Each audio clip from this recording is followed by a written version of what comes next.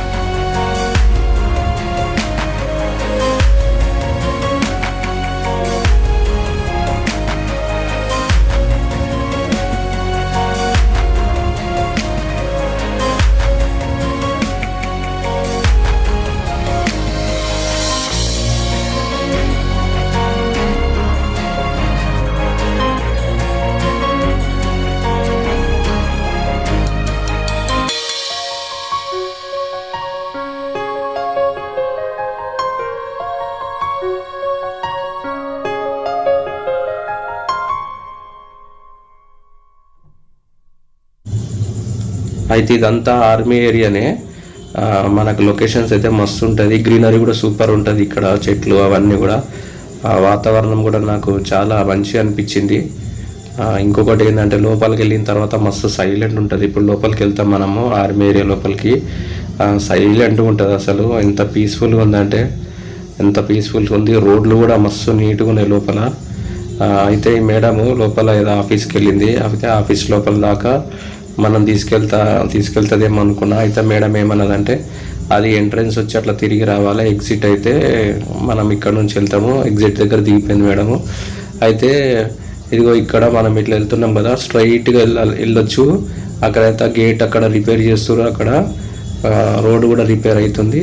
అట్లా గేంజ్ కాకుండా ఇట్లా తిరిగి వెళ్ళాలని చెప్పి ఆమె మేడం ఇక్కడ నుంచి లెఫ్ట్కి తీసుకెళ్ళింది. స్ట్రైట్కి వెళ్ళొచ్చు కానీ ఇట్లా లెఫ్ట్కి నుంచి వెళ్దామని చేసి లెఫ్ట్కి తీసుకొని వెళ్ళింది మేడము.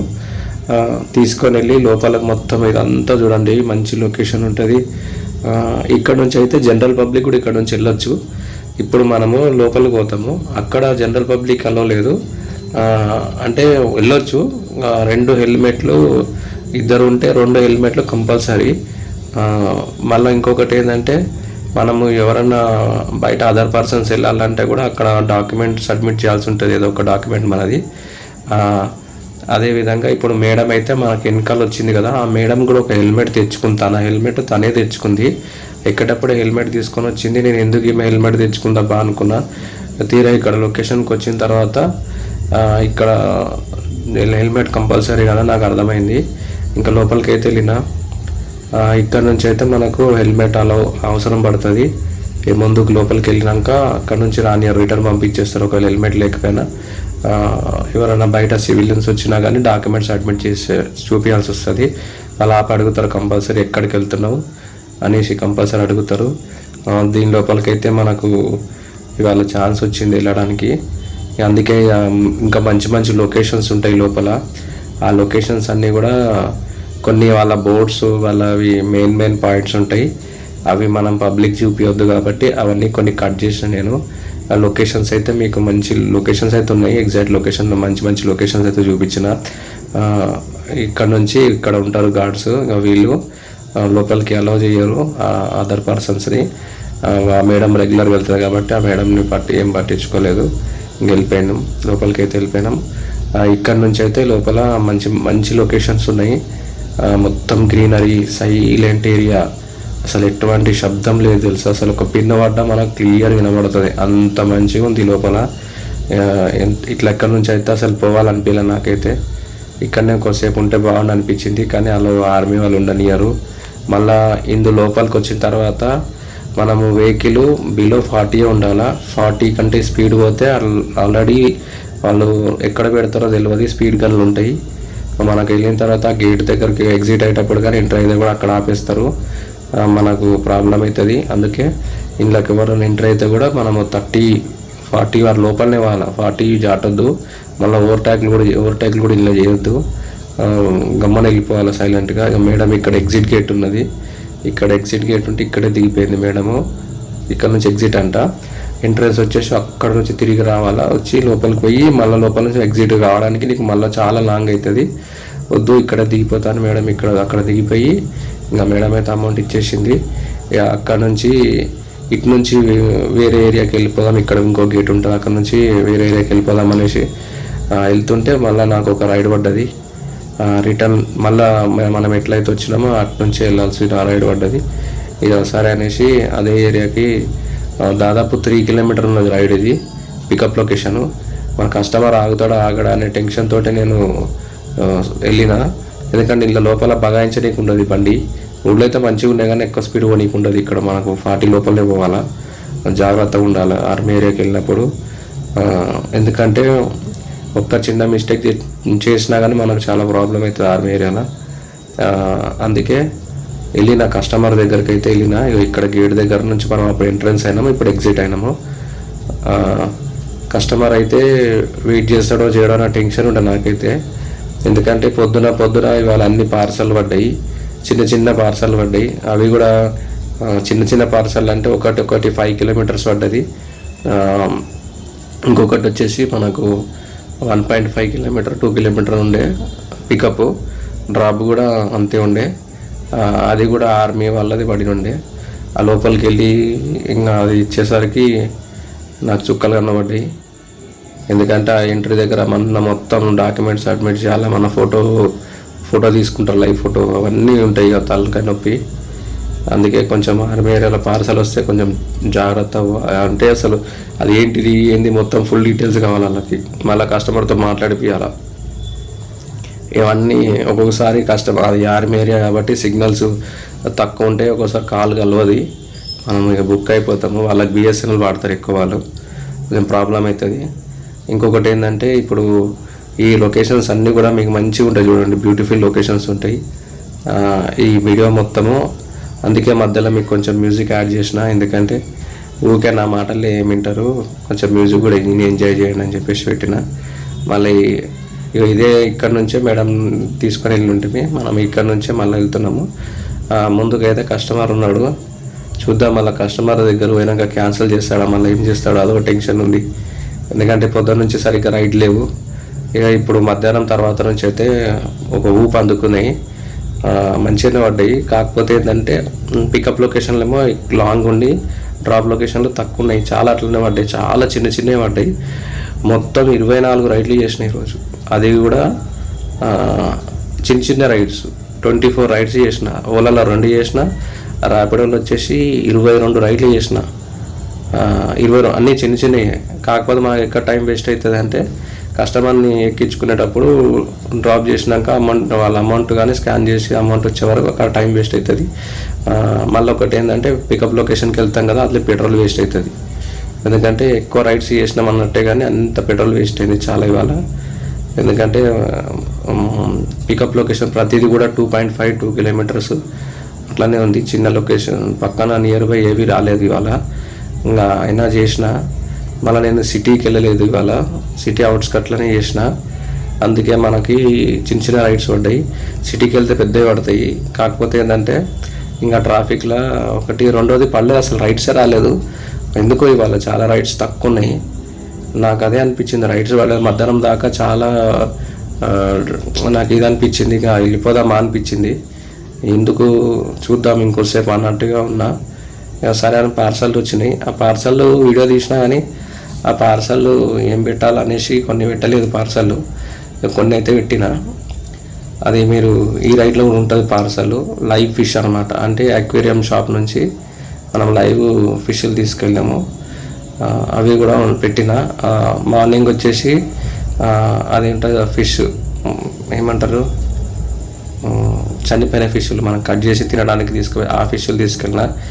సాయంత్రం వచ్చేసి మన అక్వేరియం ఫిషెస్ ఉంటాయి కదా, ఇంకా అవి అక్వేరియం షాప్ నుంచి బుక్ చేసారు. అయితే కస్టమర్కి అదే చెప్పిన నేను, అరే రైడ్ బుక్ చేసి పార్సల్ ఎందుకు ఇస్తారో నాకు అది అర్థం కాదు.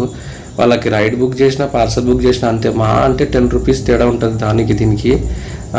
ఎన్ని ఖర్చు కావు చెప్పండి. 10 రూపాయల కోసం ఆలోచించి 10 రూపాయలు ఇంకా తక్కువ ఇస్తుంది కదా, తక్కువలో వచ్చేస్తుంది కదా అనుకుంటారు. కానీ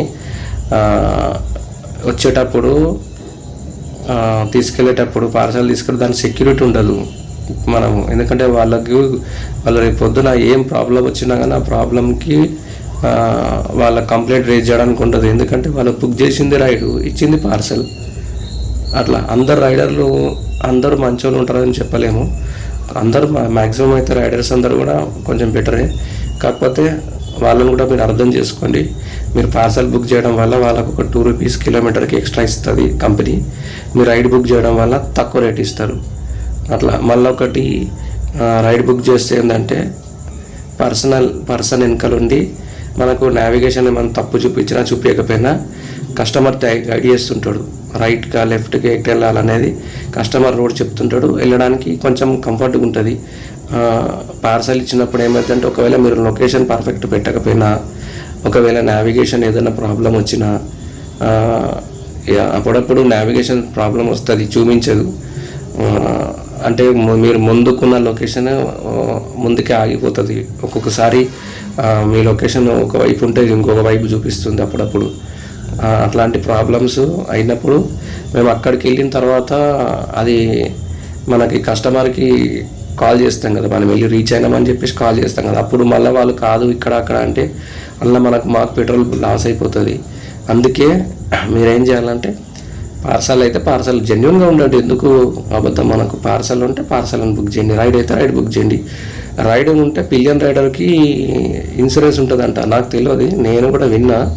నాకు వేరే మొన్న ఒక కస్టమర్ ఎక్కితే అన్నాడు అనమాట, వెనకాల మేము ఎక్కుతాం కదా మాకు ఇన్సూరెన్స్ ఉంటుందంట కదా అనేసి అతను అడిగితే అవును అని నేను అన్నా. జనరల్గా అయితే నాకు ఐడియా లేదు, ఆయన చెప్తేనే తెలిసింది. వెనకాల కూర్చున్న వాళ్ళకి ఇన్సూరెన్స్ ఉంటుందంట, కస్టమర్కి రైడ్ బుక్ చేసుకున్న వాళ్ళకి. అలాగే మీరు పార్సల్ బుక్ చేస్తే పార్సల్కి ఉంటుంది ఇన్సూరెన్స్, పర్సన్ ఎక్కితే పర్సన్కి ఉంటుంది.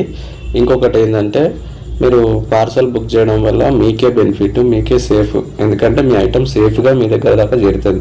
ఒకవేళ మీరు ఏదన్నా ఇబ్బంది అయినప్పుడు కస్టమర్ కేర్కి కాల్ చేసినా కస్టమర్ కేర్ ఇప్పుడు మిమ్మల్నే తప్పంటాడు. అందుకే నేను కూడా చాలామంది కస్టమర్లకు నేను అవేర్నెస్ ఇస్తాను.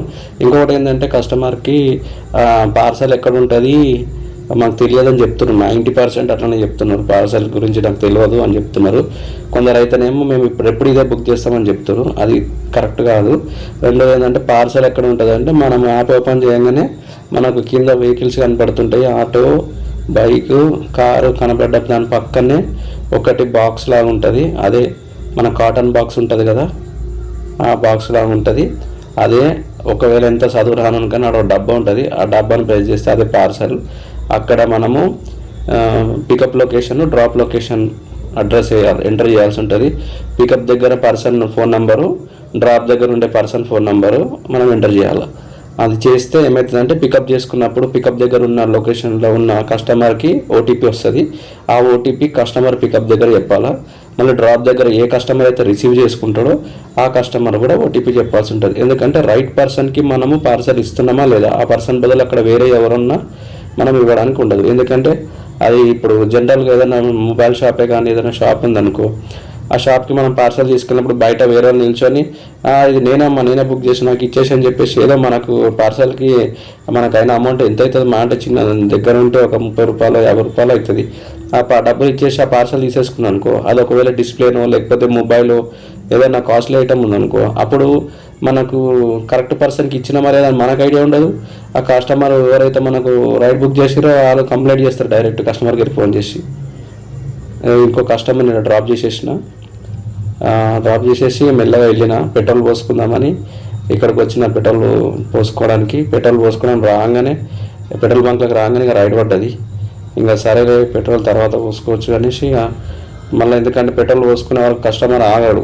ఎందుకంటే నేను ఇప్పుడు ఇక్కడనే పికప్ చేసుకున్నా అంటే ఇక్కడ నుంచి కదులుతలేడు అన్న ఇదే కనిపిస్తుంది. ఎందుకు కదులుతలేడు, వాటర్ తాగుతున్నాడేమో అనేసి అనుకోరు. ఒకవేళ ఏదన్నా మేము వాటర్ తాగాలనుకున్నా కానీ అనుకోరు అట్లా. ఇంకా అక్కడనే ఉంటుండు మూవ్ అవుతారని చెప్పేసి వాళ్ళు క్యాన్సిల్ చేస్తారు. అందుకే తొందరగా వెళ్ళి కస్టమర్ దగ్గరికి వెళ్ళిపోయినా.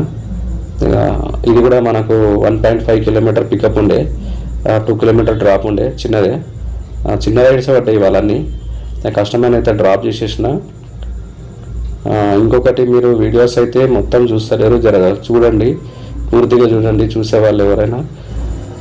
ఎందుకంటే నాకు కూడా మీరు యావరేజ్గా ఎంత చూస్తున్నారని తెలుస్తుంది నాకు కూడా ఇక్కడ. అందుకే చెప్తున్నా, పూర్తిగా చూస్తలేరు, స్కిప్ చేస్తున్నారు. పూర్తిగా చూస్తేనే మీకు అర్థమవుతుంది. ఇక ఇది ఇంకొకటి పార్సల్ వచ్చింది, ఆ కస్టమర్ని డ్రాప్ చేయగానే, అంటే పార్సల్ అని మనకు తెలియదు, రైడ్ బుక్ చేసిర్రు.